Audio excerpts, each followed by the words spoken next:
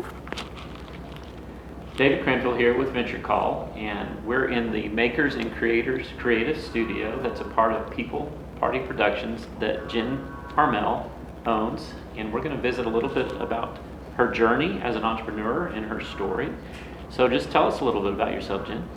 So, hi, I'm Jen Harmel, and I'm from Abilene. I went to middle school, high school, and ACU. I graduated with graphic design as a degree. Actually worked for a couple companies when I graduated, did a little bit of marketing, and then I got my teaching certification. So I started teaching and then had a family. I have a 9-year-old and a 4-year-old, and I'm married to Forrest Harmel. And yeah, during my teaching career, I started doing events, and that's how People Party kind of got started. So I've been doing it since 2013.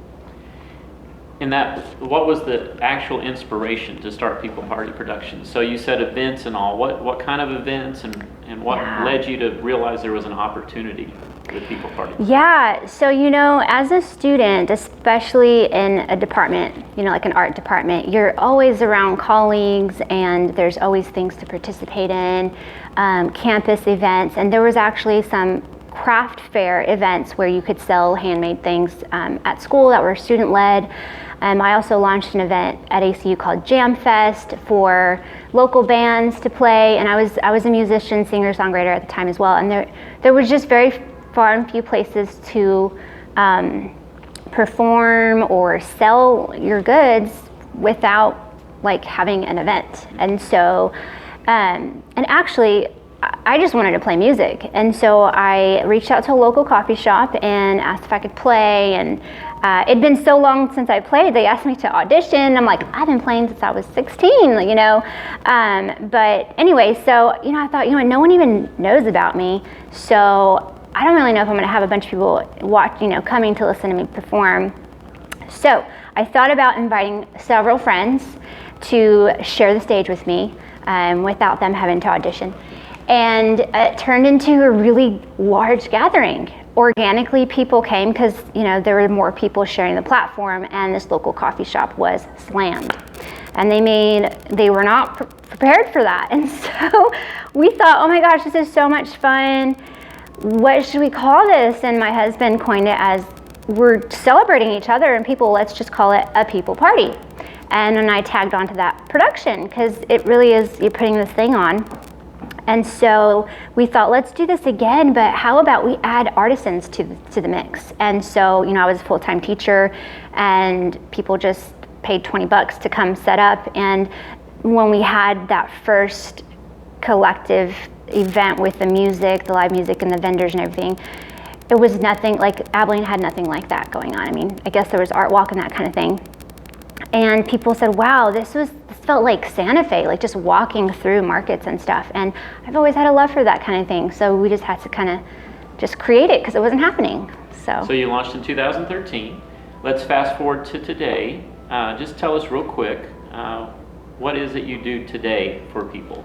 So I still do the markets. We do a big one in the spring and in the holiday market. And, we've skipped maybe like once or twice because I had a baby or something like that. We've ventured into other cities because, Abilene, it's just, if you're the only one doing something, I think you have to, I felt like I had to go outside into a bigger city to learn and see what is it that, I need to keep doing or change or whatnot. And also to network, since then, social media has been a huge part in helping businesses market themselves. And I was using social media to promote my events. So basically, I guess to answer your question now, I've realized that what my events do is it's experiential marketing. So whether I'm partnering with a business or now I have my own space, we're partnering with sponsors to provide exposure for businesses, and also with the graphic design background and knowing that everybody's on social media. Like we have a space now where you can take your product photography for your website and just help you continue to meet and mingle with people. So who do you serve specifically? and what's the results they can experience? Yeah, so I've been told over and over, I've learned the term micro business. And, that's the person that's just one and doing it all, wearing all the hats. And I feel like, a lot of those people are stay-at-home moms or people that have full-time jobs with this side hustle, or this creative outlet. And really, that can feel really isolating, like you're all by yourself and all you see is what other people on social media are doing. And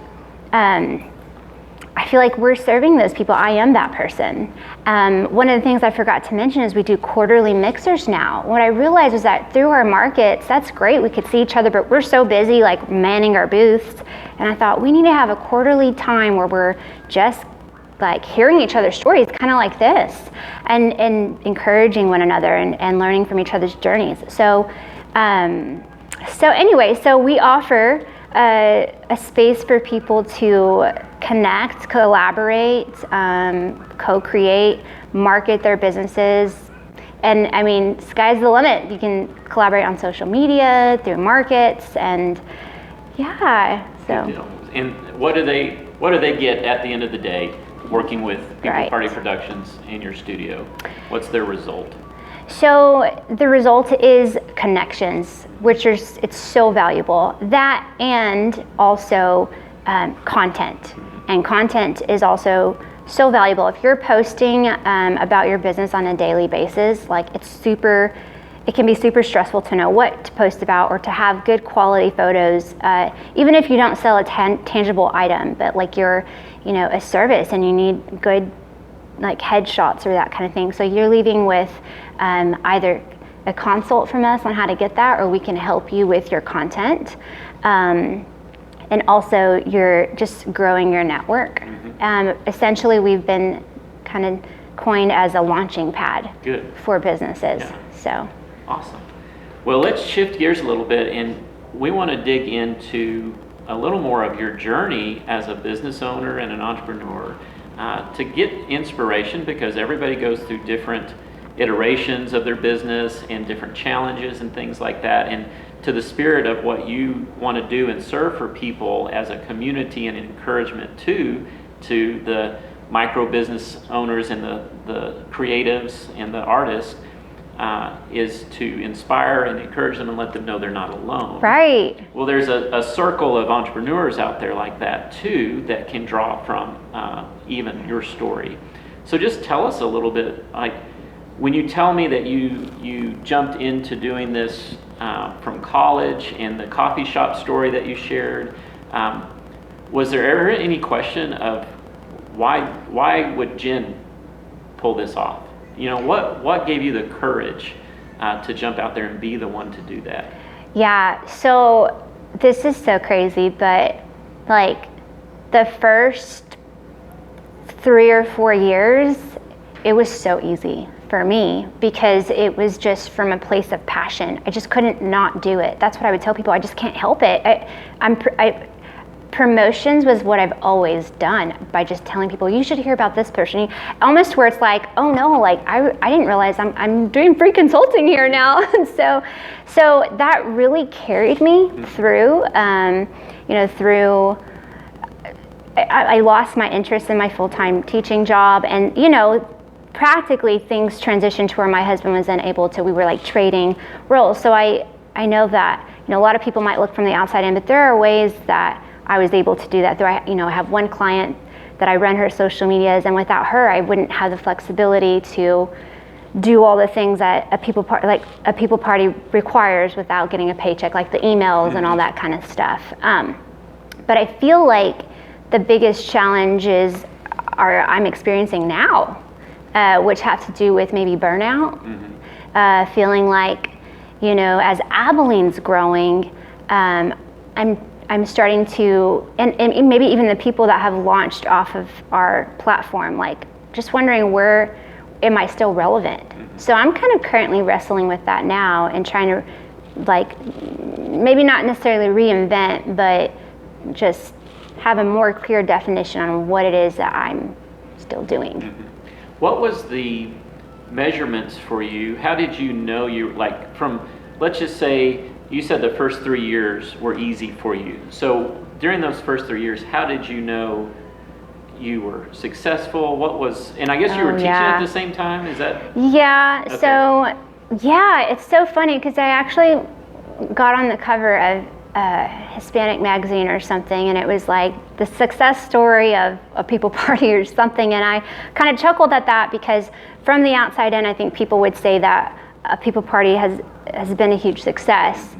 And I believe that the success is that we have a very strong brand, and the testimonials and the way that people have shared with me, like, wow, if it weren't for your business, like, I don't know that I'd be doing what I'm doing now. And they're doing it successfully, meaning they're generating revenue for their family.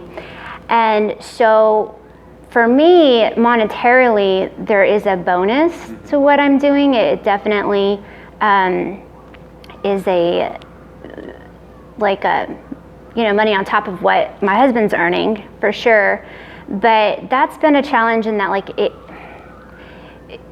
I think what keeps me going is people saying, like, wow, like, this changed my life. Like, I can't, like, being at your market, like, made me want to keep doing this, or I felt like I was going to quit. So the affirmation and the testimonials are what make me feel like what we're doing is making a difference.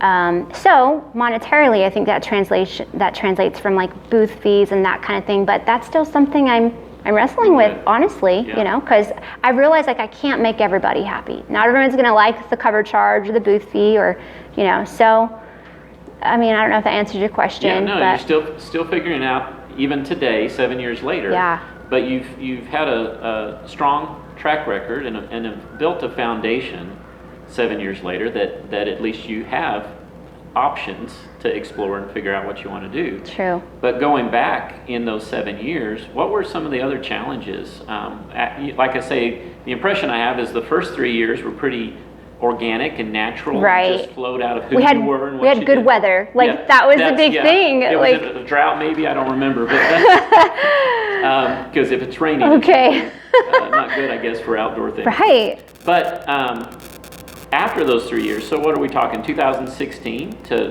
2020, what other challenges have you run into in the last 4 years? Yeah, honestly, for me, in my business specifically, I feel like we were ahead of the game when it comes to marketing.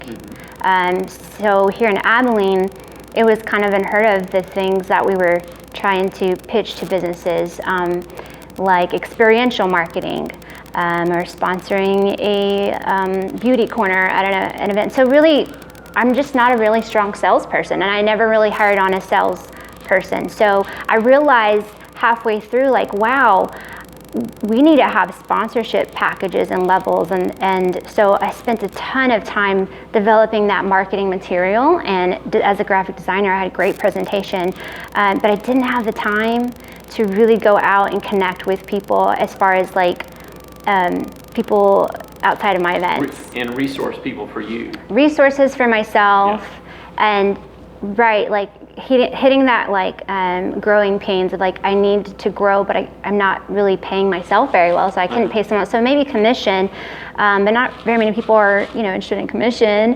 And that event comes every so often, or I'm sorry.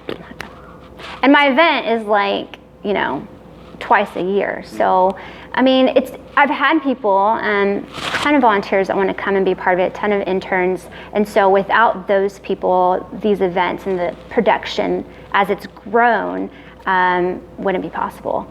But I would say the challenges is just figuring out how to continue to monetize and partner with venues that understand the value of what we bring to their business. So. And the weather, I will say. And now in being in a pandemic, I think events are very stressful because it's unpredictable. You can't guarantee you're going to have a big crowd. Although I think a people party has come to a place where people anticipate it and they expect a good event. But now I'm feeling extra challenged because so many other people are doing them. So how can I be different? Well, and you mentioned that you looked at expanding and you expanded into Dallas market or other markets because you didn't have maybe the familiarity of what you were doing, and so the opportunity wasn't as big as you had maybe wanted to scale to or thought, and so looking at other geographical areas that maybe you could explore. But now that you have more people doing what you do, now you have competition. Right. So is there any lessons in that you've learned as far as the trade-offs to being the only one and the pioneer versus having some familiarity in the market and in that sense competition? So our mantra is collaboration versus competition, and I need to live up to that 100%. And I feel like I'd rather reach out and collaborate with people or openly endorse one another through, social media or what have you. And the thing that I've struggled with is not everybody in Abilene specifically is open to doing that.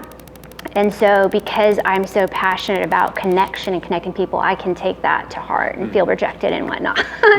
So just struggling with knowing my value isn't in that, and I can't be distracted by what other people are doing.